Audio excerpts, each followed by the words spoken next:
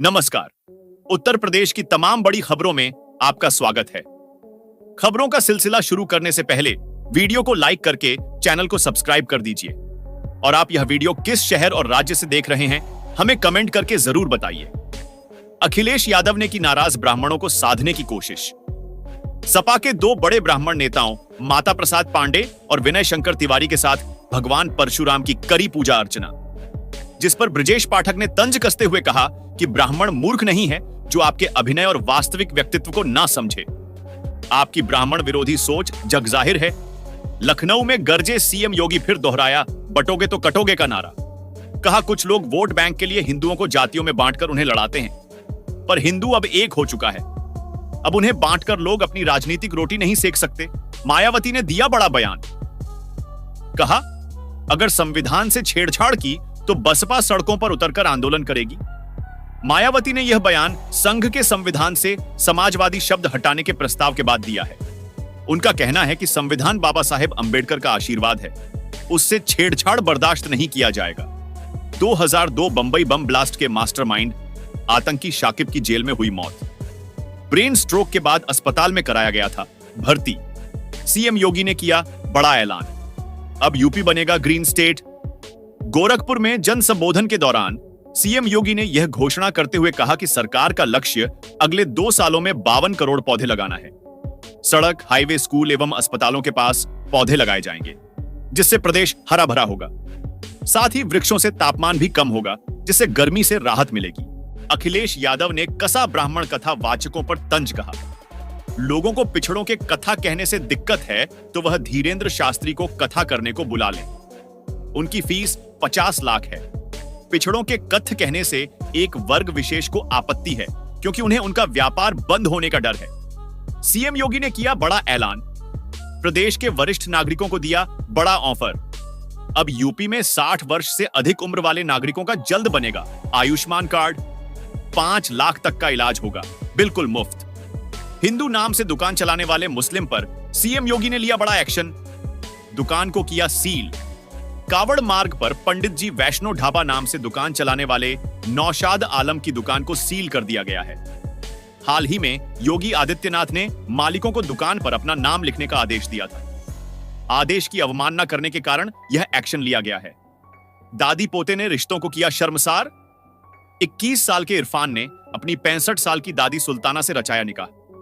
दादा की मौत के बाद बड़ी थी दोनों के बीच नजदीकियां। सीएम योगी का बड़ा एक्शन।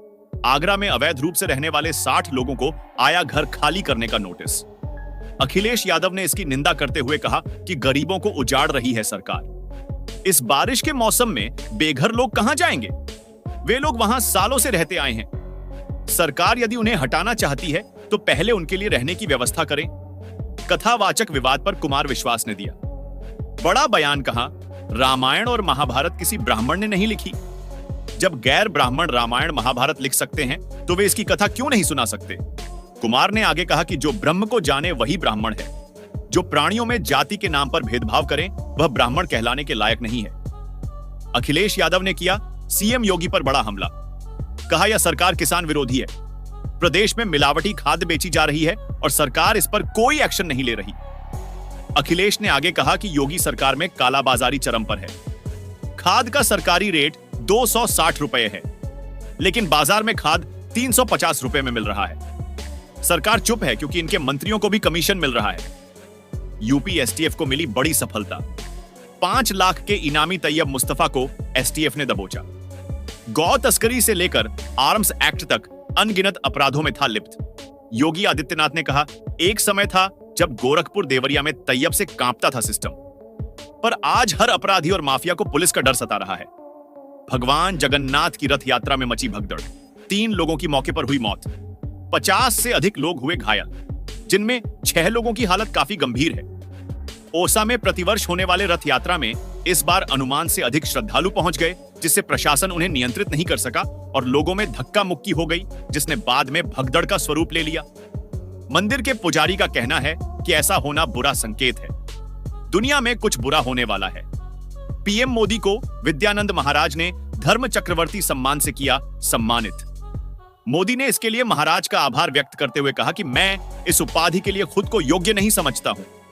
लेकिन संतों से जो भी मिले वह प्रसाद होता है। यही हमारी संस्कृति है। अब अधिकारियों की नहीं चलेगी मनमानी। सीएम योगी ने दिया बड़ा आदेश। सदमे में आ गए अधिकारी। अब घर बैठे लोग कर सकेंगे भ्रष्ट अधिकारियों की कंप्लेंट। सीएम योगी ने जारी किया हेल्पलाइन नंबर। योगी ने ट्वीट करके कहा कि अगर कोई अधिकारी आपका काम ना करे तो 1077 नंबर पर कॉल करके उसकी शिकायत करें। अधिकारी को ठीक कर दिया जाएगा। दलित डॉक्टर रोहिणी घाबरी ने भीम आर्मी चीफ चंद्रशेखर रावण पर लगाए शारीरिक शोषण करने के आरोप बोली। होटल में ले जाकर करता था, गंदी हरकतें इस्तेमाल करके छोड़ दिया। वह कोई दलितों का मसीहा नहीं है, बल्कि दलित लड़कियों का शोषण करने वाला राक्षस है। अखिलेश यादव ने लिया कड़ा एक्शन। सपा में की बड़ी सर्जरी, एक को छोड़कर अखिलेश यादव ने हटाए सभी जिला अध्यक्ष। आगामी यूपी चुनाव को देखते हुए अखिलेश यादव ने यह फैसला लिया है। जिला अध्यक्षों की निष्क्रियता को देखते हुए उन्हें पदभार से मुक्त कर दिया है। एसटीएफ को चकमा देकर माफिया सुधीर सिंह ने लखनऊ कोर्ट में किया सरेंडर। आर्म्स एक्ट में ढूंढ रही थी गोरखपुर पुलिस। अखिलेश यादव ने सरकार पर तंज कसते हुए कहा कि यदि आरोपी ठाकुर हो तो उसकी गाड़ी नहीं पलटती है। पूर्व मंत्री स्वामी प्रसाद मौर्य ने गठित किया लोक मोर्चा दल। खुद को घोषित किया सीएम पद का उम्मीदवार। 400 सीटों पर चुनाव लड़ने का किया ऐलान। योगी सरकार में नहीं रुक रही नाम बदली। सीएम योगी ने 5 राजकीय कॉलेजों के बदले नाम। अब स्वतंत्रता सेनानियों के नाम से जाने जाएंगे ये कॉलेज। नाम बदली पर तंज कसते हुए अखिलेश यादव ने कहा कि पुराने कॉलेजों का नाम बदलने की बजाय सरकार को नए कॉलेज खोलने चाहिए। पर भाजपा को शिक्षा से नहीं, सिर्फ वोट से मतलब है। कथावाचक मुकुटमणि के अपमान पर पिता ने तोड़ी चुप्पी, बोले इस अमानवीय घटना को नहीं भूल सकता। मेरे बेटे ने 15 साल पहले दीक्षा ली थी, तब से वह रामकथा कह रहा है। एक संत के साथ ऐसा दुर्व्यवहार निंदनीय है। आगे उन्होंने योगी सरकार पर हमला करते हुए कहा कि यह सरकार सिर्फ ठाकुर और ब्राह्मणों की है, बाकी जातियों की यहां कोई नहीं सुनता। बदनामी के डर से पिता ने उतारा बेटे को मौत के घाट। मामला उत्तर प्रदेश के अमरोहा का है, जहां एक पिता ने अपने शराबी बेटे की सुपारी देकर उसे जान से मरवा दिया।